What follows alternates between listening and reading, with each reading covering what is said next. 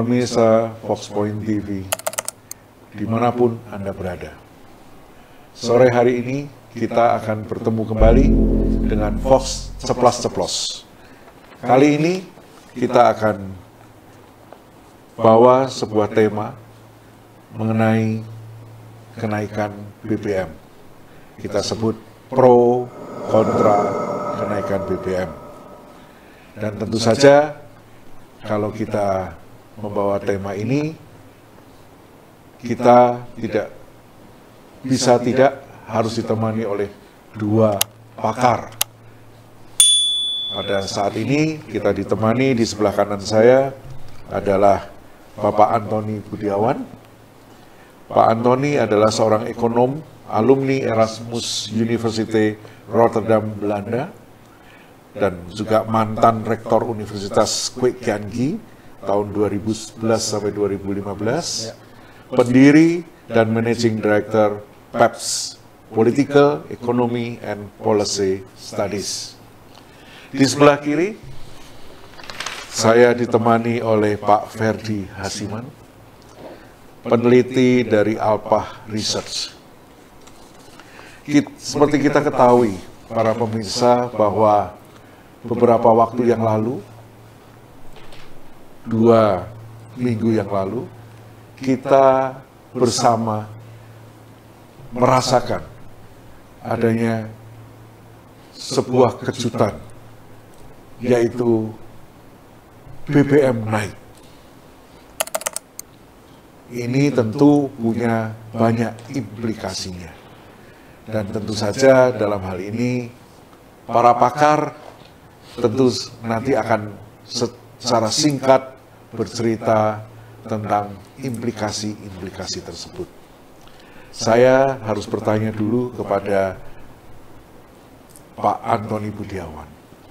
Pak Antoni, dalam keadaan situasi yang seperti ini, perekonomian dunia yang betul-betul juga sulit, kemudian pemerintah juga sekarang harus dan mungkin terpaksa menaikkan BBM, karena pemerintah juga sadar bahwa kenaikan BBM itu bukan suatu tindakan yang menguntungkan atau suatu tindakan yang populis, ya, bahkan tentu saja antisipasi caci maki dari rakyat itu pasti akan diterima oleh pemerintah.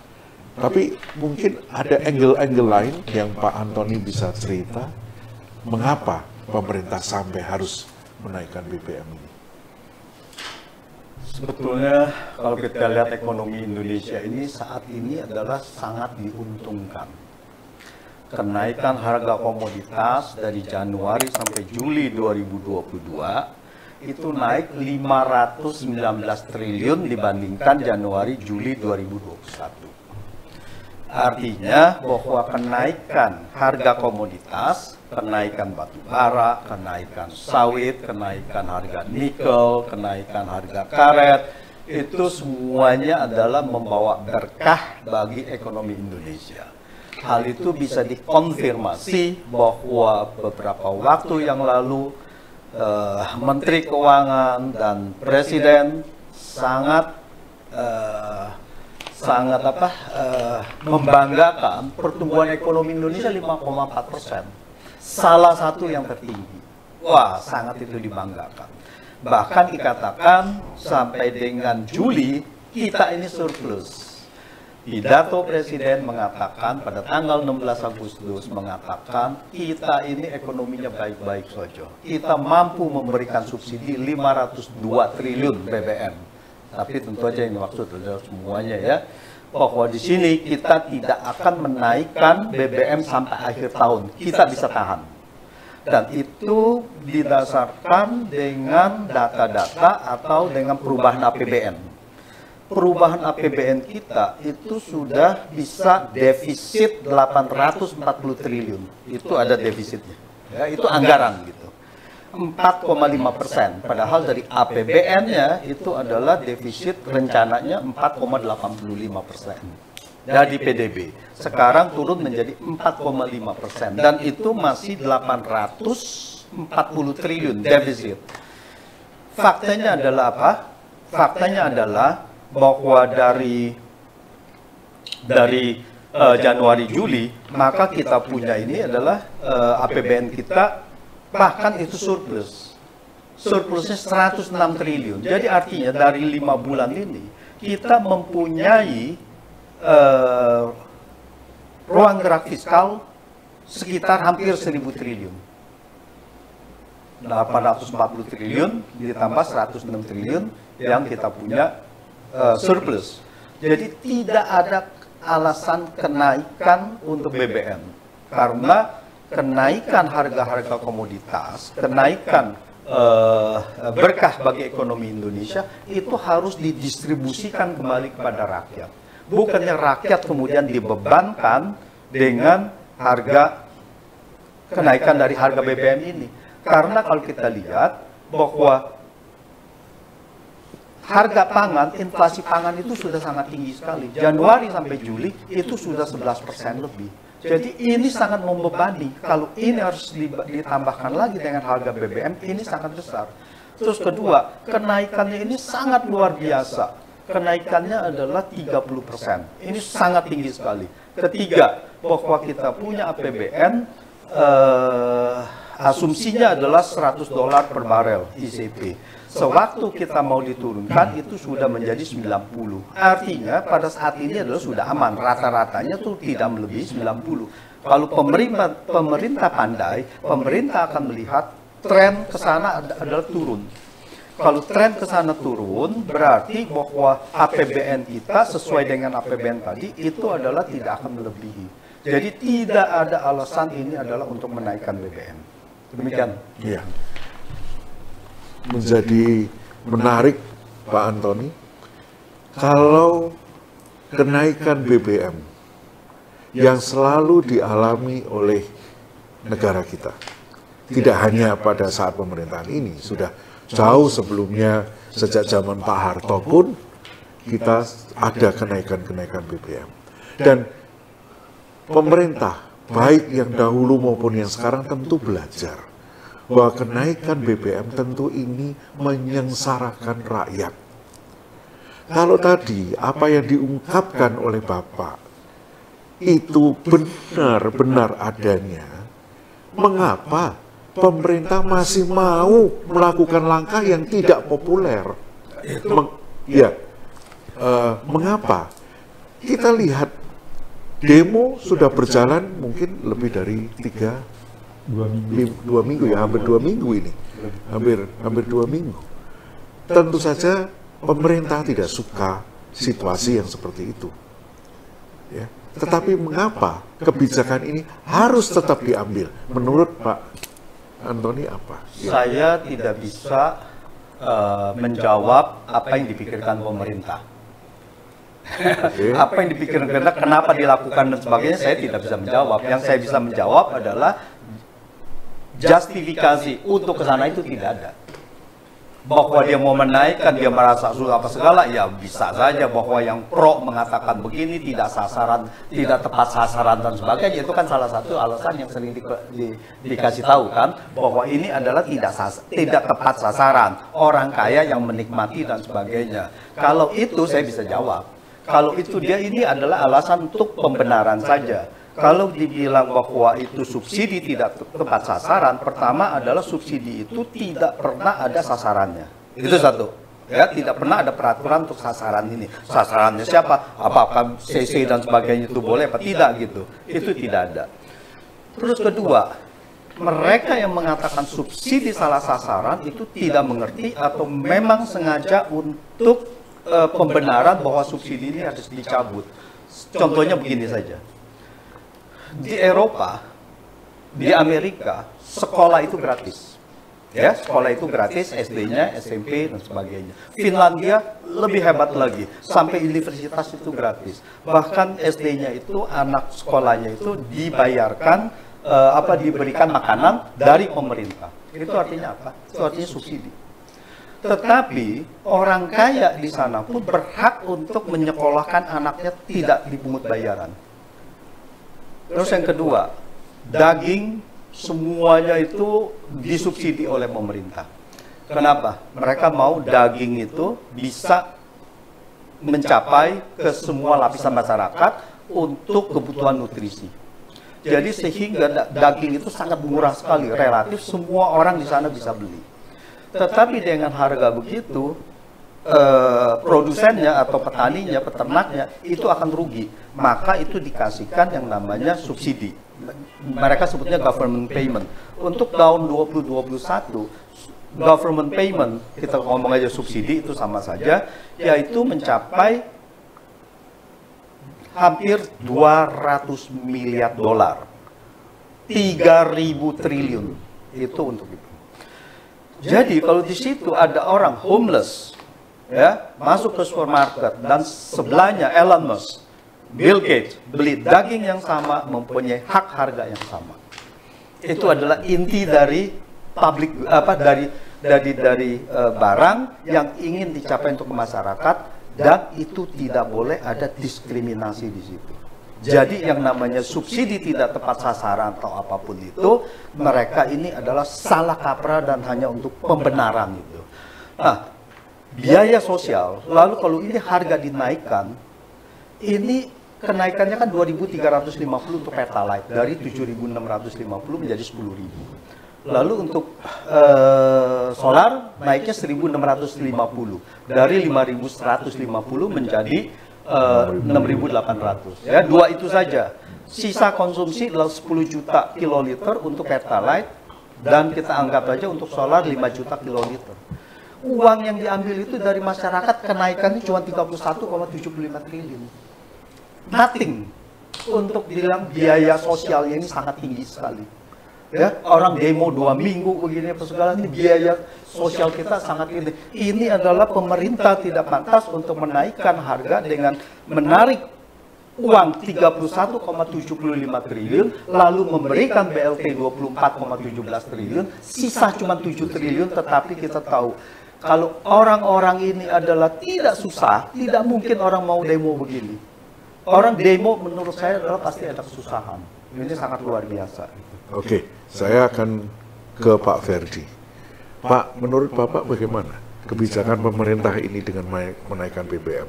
Sudah tahu dalam situasi yang sangat sulit, di mana demo ini terus, seperti Pak Antoni mengatakan, apa yang kita hasilkan atau apa yang akan kita capai oleh pemerintah, itu tidak sebanding atau tidak sepadan dengan risiko demo yang berkelanjutan ini. Menurut Bapak Ferdi bagaimana? Dari rejim ke rejim kan BBM selalu kontroversi ya. Jadi memang ini kebijakan yang tidak populis memang.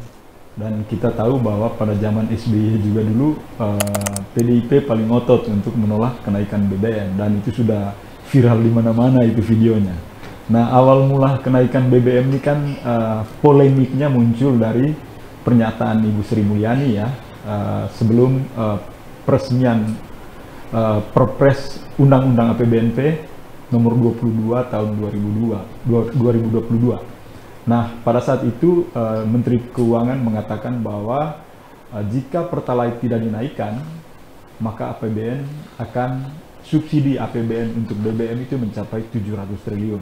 Jadi kenaikannya sekitar 198 triliun ya, dari sebelumnya 502 triliun. Nah, alasan pemerintah bahwa kenaikan ini terjadi karena kuota BBM bersubsidi itu sudah terlampaui dari target sebelumnya 23 juta kiloliter, dan sampai akhir tahun itu mencapai 29 juta kiloliter. Dan itu menurut pemerintah, mau nggak mau ya BBM harus dinaikkan.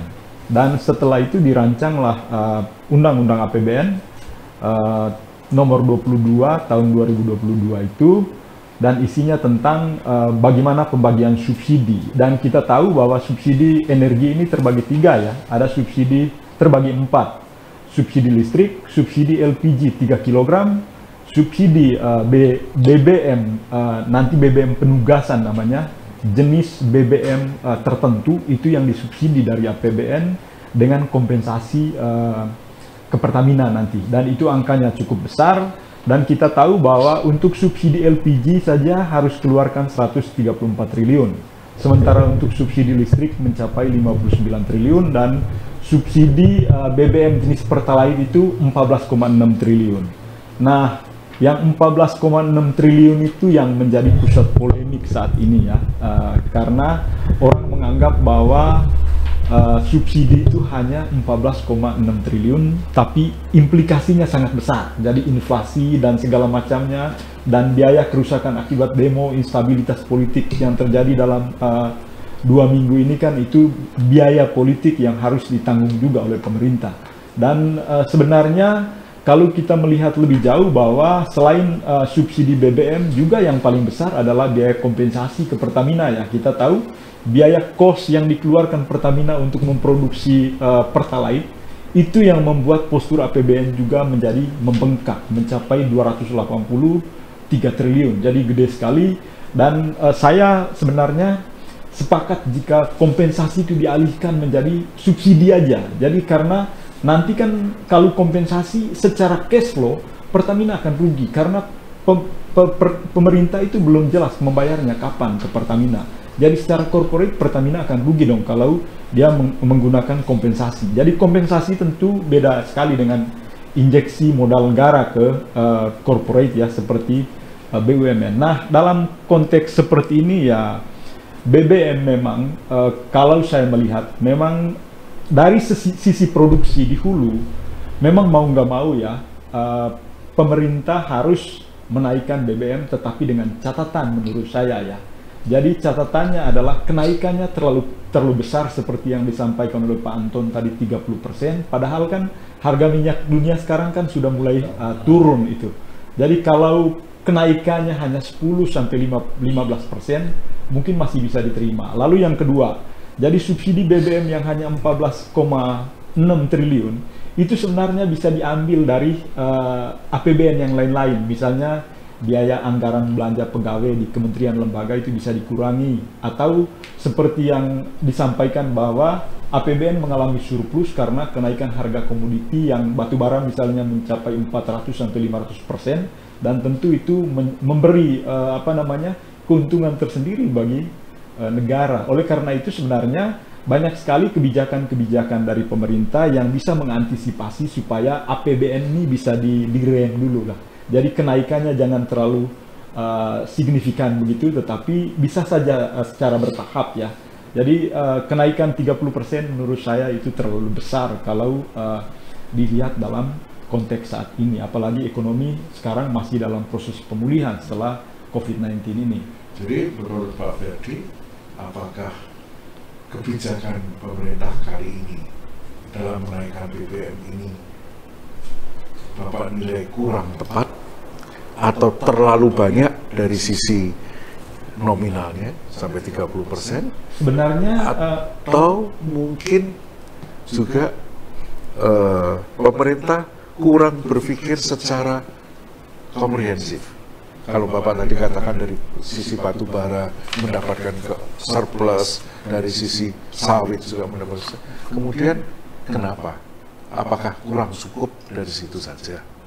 Saya kira begini Pak Handoyo. Jadi masalah utama di BBM ini kan di soal pendistribusian dan segala macamnya. Dan seperti yang disampaikan tadi, sebenarnya bukan masalah di Pertamina. Pertamina siapa aja mendistribusikan BBM karena dia nggak untung dan nggak rugi, karena dia mendapat subsidi kompensasi dari negara kok. Yang jadi soal di negara sendiri. Jadi dalam pendistribusian BBM ini ada aturan yang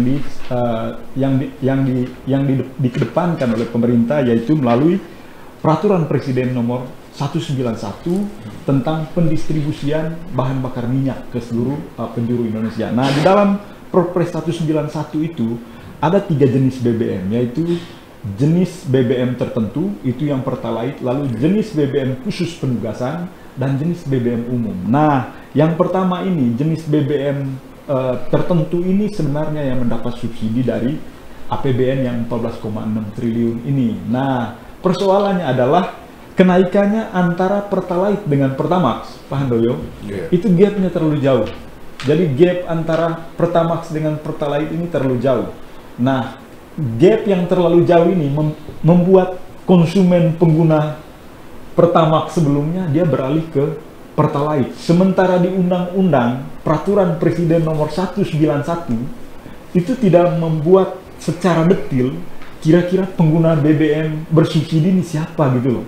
Jadi saya orang yang mungkin saja gajinya di atas 10 atau 20 juta, bisa saja saya menggunakan Pertalite karena nggak ada detail dalam Peraturan Presiden 191 itu. Jadi menurut saya masalah utamanya ada di situ. Jadi kalau itu nggak direvisi, ya seperti ini terus masalahnya. Lalu yang kedua, subsidi BBM ini, energi ini bukan hanya BBM, tetapi LPG. Dan kita tahu di sektor hulu, gas Indonesia memang banyak.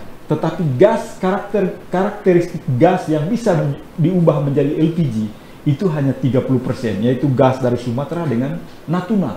Itu artinya apa? Sebenarnya kita ini mengkonsumsi apa yang kita nggak punya.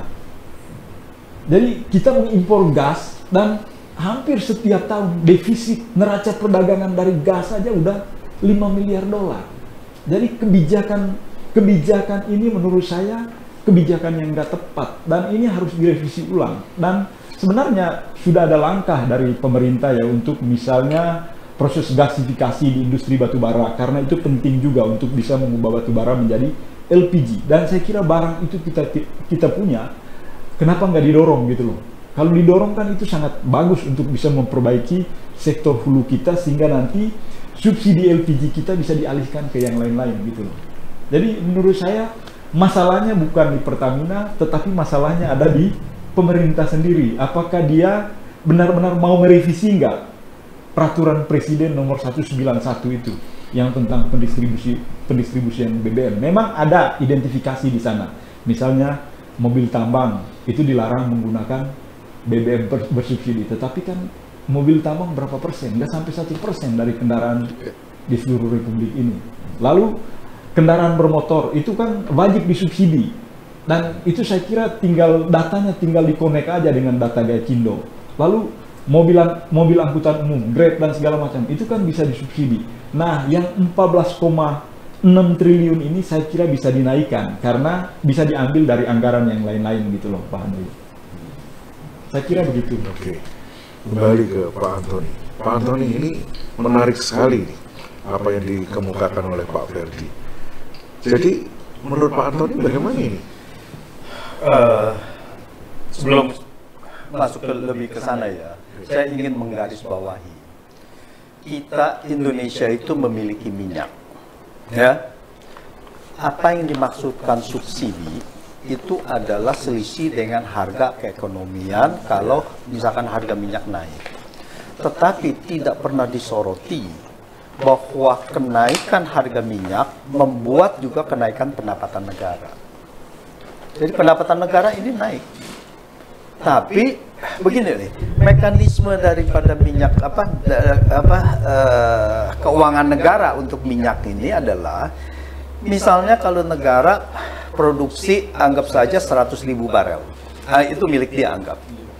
Lalu dia bilang kepada Pertamina, ini saya ada 100.000 barel, Anda beli dengan harga yang ada di APBN $63 per barel. Oke, APBN begitu. Anggap dia jual dengan harga keekonomian Pertalite pada saat awal sebelum harga kenaikan. Berarti subsidi nol lah, yang dianggap. Dia beli $100 per barel, lalu kemudian $63 per barel, kemudian dia konversi, lalu dengan biaya-biaya yang lain, lalu menjadi 7.650. Terus apa yang kemudian? Kemudian adalah naik dari $63 ke $100. Yang tadi milik pemerintah 100.000 barel, pemerintah mengatakan Anda harus bayar saya adalah $100. Pendapatannya naik gitu. Tapi itu tidak pernah disoroti. Yang disorotinya adalah ini subsidinya menambah. Padahal yang subsidinya itu dari yang tadi selisihnya naik. Kalau seandainya ini adalah minyaknya milik Indonesia semua dan sama gitu ya, kita masih belum ada import kita bicara. Ya itu, oke. Anda bayar saya $37 per barel, dijadikan liter dan sebagainya, itu tinggal konversi saja lah. Oke, lalu saya subsidi, tadi yang subsidi 0 menjadi subsidi $37 per barel dikalikan 100.000. Wah, seolah-olah meledak. Tapi ada penerimaan yang tidak dihitung gitu kan, sebetulnya saldonya nol juga gitu kalau itu. Oke lah, ada tambahan import dan sebagainya ini.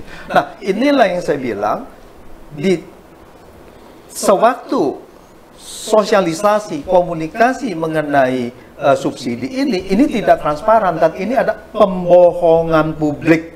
Berapa kali saya bicara begitu. Kenapa? Karena tidak tidak diungkap. Saya berapa kali minta di dalam berapa kesempatan saya marah datanya. Dan tidak ada begitu datanya itu. Nah, inilah yang tidak boleh terjadi, karena ini BBM adalah barang yang menguasai hajat hidup orang banyak. Ya. Betul. Kalau seandainya memang itu sudah harusnya naik, ya kita juga mengerti. Tapi kalau ini datanya tidak ada, datanya tidak pernah diungkap kepada publik, yang cuma sisi daripada subsidinya, itu sangat tidak adil bagi masyarakat gitu. Nah, itu yang saya inikan, bahwa ini harusnya adalah transparansi. Saya pernah menulis, saya bilang, sebelum ada transparansi daripada keuangan ini, sebaiknya harga BBM itu jangan dinaikkan dulu. Sampai rakyat bisa menilai bahwa memang ini adalah patut untuk dinaikkan. Karena perhitungan saya Januari sampai Juli, kenaikan migas itu sudah, kenaikan PPh migas, kenaikan pendapatan negara dengan PNBP, itu kurang lebih adalah sudah sama dengan setahun yang lalu. Jadi sudah ini sekali, jadi ada peningkatan yang sangat tinggi sekali gitu. Nah, ini yang harus disoroti itu.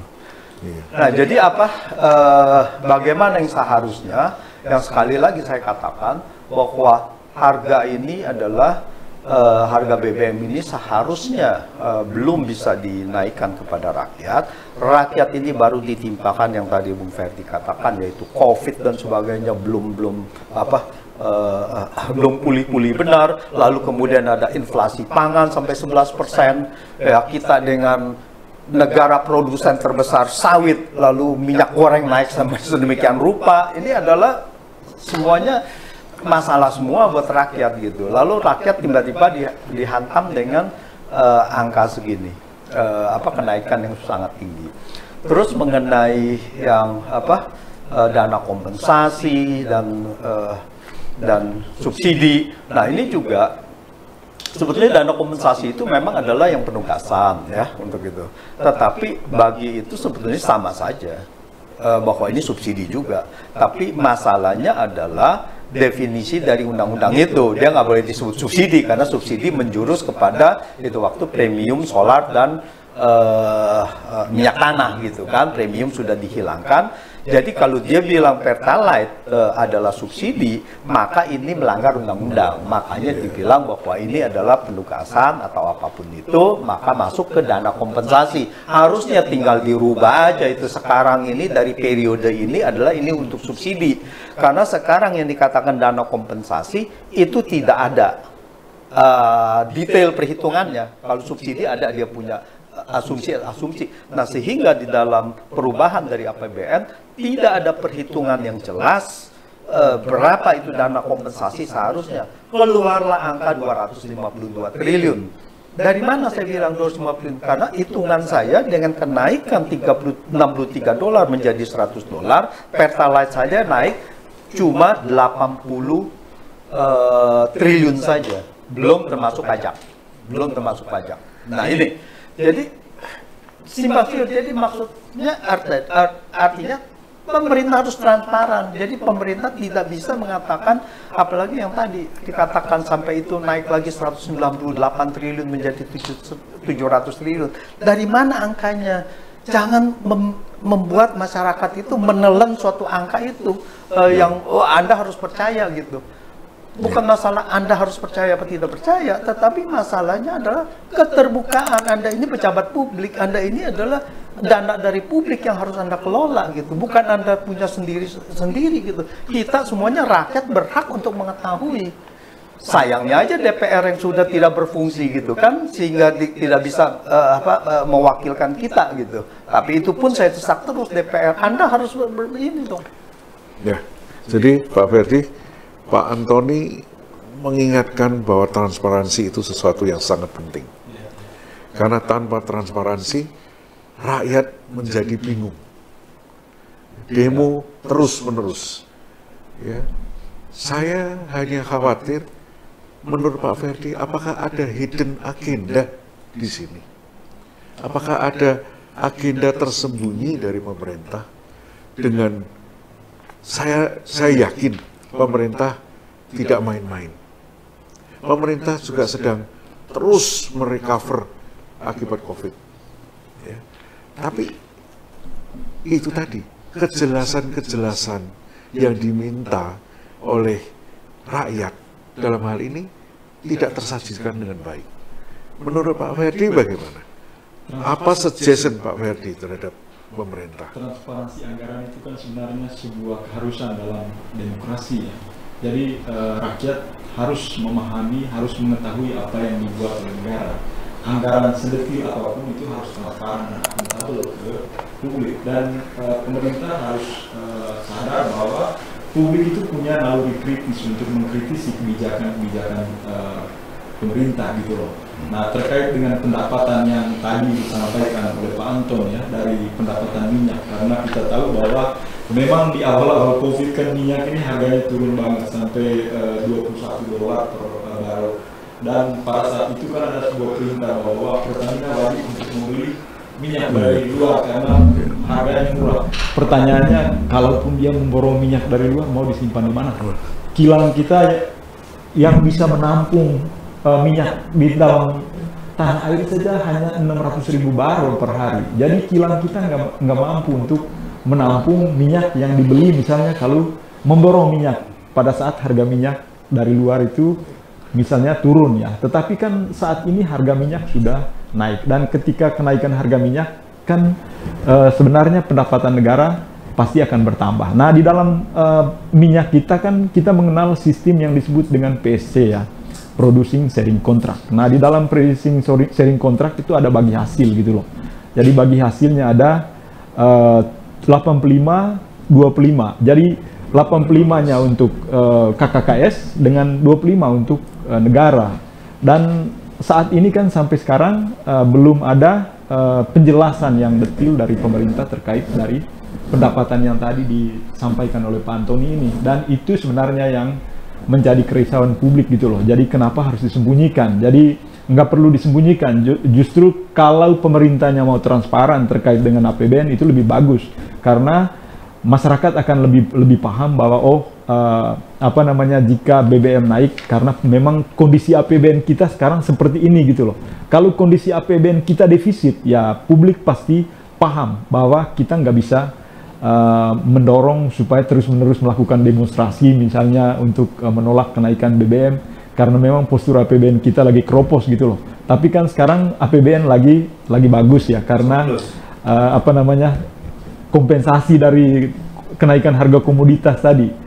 Nah, kita juga berpikir ya, kenapa tiba-tiba Bu Menteri Sri Mulyani misalnya mengambil kebijakan untuk tiba-tiba langsung menaikkan harga BBM dan kenaikannya begitu tinggi gitu loh. Jadi yang menjadi titik kritis pertanyaan saya adalah kenapa kenaikannya begitu tinggi? Padahal kan harga minyak ini bisa berubah gitu loh.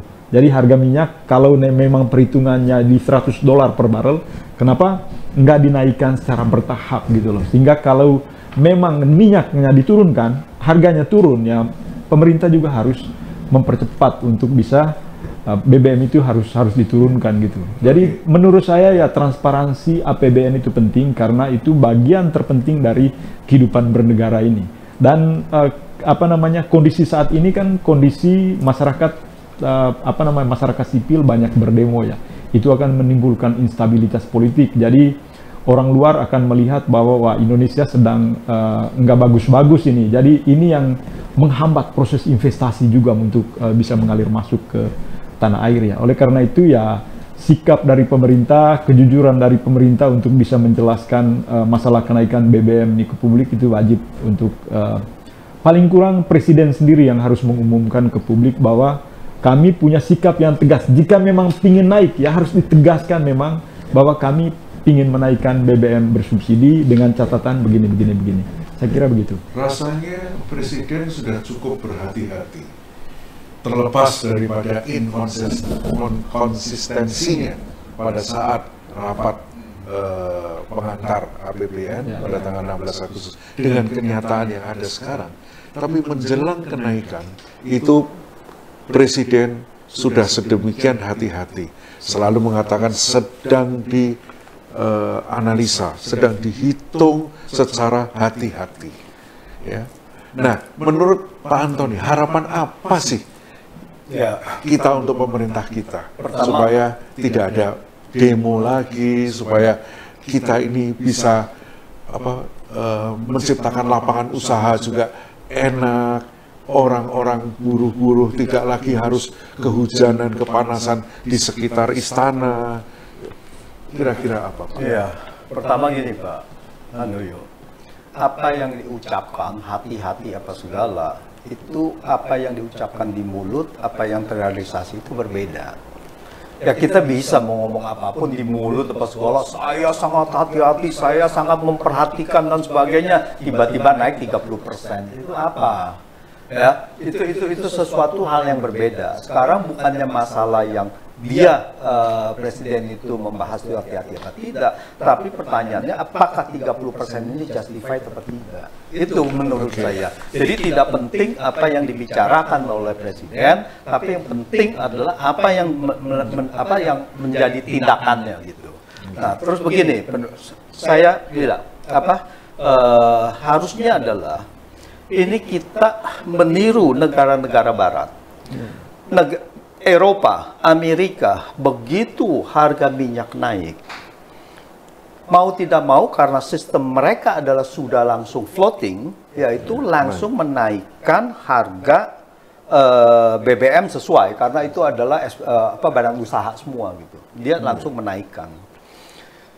Tetapi pemerintah di sana ada komponen di harga BBM itu pajak, dan pajaknya itu lumayan tinggi. Kalau di Singapura, apalagi di Belanda, itu pajaknya bisa sampai 40% dari harga BBM itu. Ya, di Amerika, kalau nggak salah 30 sen per barel ditambah ini, ada federal, ada ini. Begitu mereka melihat, mereka mengevaluasi kenaikan harga BBM seperti sekarang, berapa dampaknya kepada pengeluaran terhadap mereka yang berpendapatan yang terendah. Itu ternyata naik dari ada yang tergantung stage-nya 11% sampai 28%. Dia bilang ini ketinggian karena ini akan meningkatkan kemiskinan. Jadi kalau kita biaya BBM kita naik, maka kita akan mengkompensasikan pengeluaran-pengeluaran yang lain. Kita tidak bisa lagi membelanjakan uang itu untuk pangan, untuk apa gitu. Nah, mereka bilang saya memangkas state tax. Jadi pajak state itu dikurangin sama dia, dan mereka minta federal tax diturunin untuk mengurangi bebannya gitu. Itu negara kapitalis. Nah, jadi bukan masalah kapitalis apa tidak, tetapi mereka memikirkan rakyatnya. Nah, sekarang dengan kenaikan 30% BBM, kita punya buruh, berapa pengeluaran untuk BBM-nya? Nah, ini kan tidak dipikirkan, apakah dengan BLT itu bisa dapat apa tidak? Belum tentu. Yang dapat adalah yang 3,5 juta ke bawah, ya, gajinya ya, upahnya 3,5 juta ke bawah, itu katanya dapat. Yang di atas berarti kita bisa tahu Jabodetabek tidak akan dapat, Karawang tidak dapat, dan ini tidak dapat. Yang 3,5 juta itu di mana? Yaitu daerah-daerah miskin, yaitu daerah Jawa Tengah, daerah apa, memang itu untuk orang miskin. Tapi kan bukannya berarti buruh itu adalah yang cukup punya uang yang tidak disubsidi kan gitu kan. Nah, inilah kebanyakan kenapa buruh juga masih banyak demo. Nah, yang lain-lainnya gitu. Jadi kalau dibilang bahwa itu tidak tepat sasaran yang subsidi BBM, ini lebih tidak tepat sasaran subsidi BLT ini. Ya, terima kasih Pak Ferdi, terima kasih Pak Antoni. Memang masalah BBM bukan masalah yang sangat sederhana. Karena dengan naiknya BBM akan diikuti oleh semua harga-harga bahan pokok yang sudah mulai sekarang beranjak naik.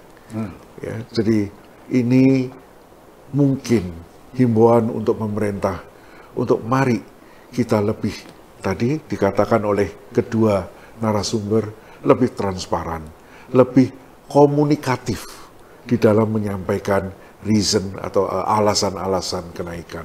Dan semoga pertemuan kita dalam ceplas-ceplos ini yang hanya 30 menit, kita bisa memberikan insight kepada para pengambil keputusan. Dan saya mohon agar ini menjadi perhatian kita semua di seluruh pelosok tanah air. Fox Point TV dengan ceplas-ceplos akan selalu mengawal pemerintah, akan selalu memberikan apa yang didengar oleh Fox Point TV, apa yang dirasakan oleh rakyat banyak, ya, untuk kita evaluasi bersama. Terima kasih.